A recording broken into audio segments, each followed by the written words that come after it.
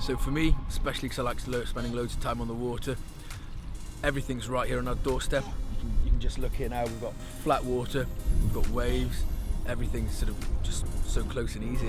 It's just after travelling around the world, after surfing in loads of different places, and kite surfing and supping, we've literally got everything here, all in one spot.